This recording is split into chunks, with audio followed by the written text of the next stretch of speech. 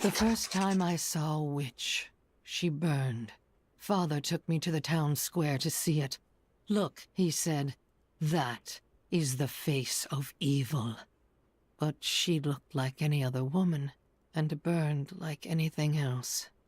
Then the flames engulfed her. Her eyes found mine, and she laughed. My father could never understand. He was born into privilege and wealth, and he spent every moment of his life trying to protect it.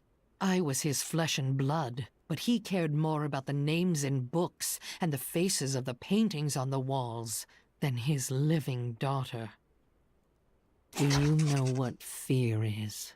The fear of who you are. The fear of what your own blood would do if they knew what you were. No, you could never understand it. People look to you as a savior. Have you ever thought about the lives you've taken? They were fathers, lovers, daughters. They asked me what I see when I look into the fire. I see a burning man. I see a burning witch. I see terror and a hunger that will consume everything.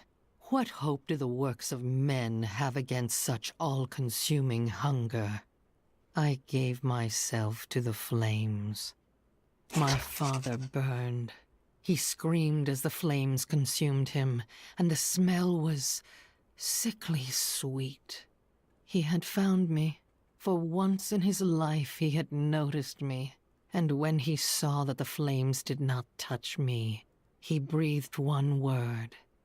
It was his last. Witch, they called me, but I turned it against them. When their daughter had a child that needed to disappear, when there was a sickness that none of the healers could cure, who was it they pleaded with? When they needed me, the morality they flaunted in the daylight disappeared, as it always does. The first time I heard him, his voice pierced my skull. It reminded me of the cold and haughty sound of my father, but it was more, a crush of thousands of voices.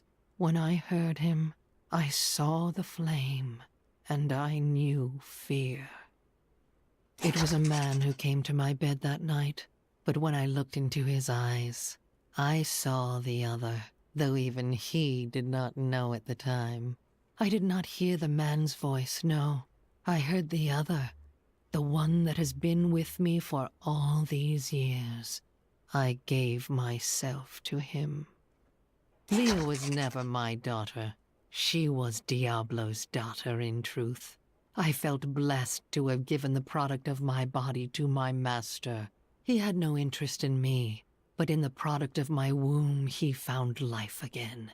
I never flinched when I knew her purpose. Daughters are a cheap thing.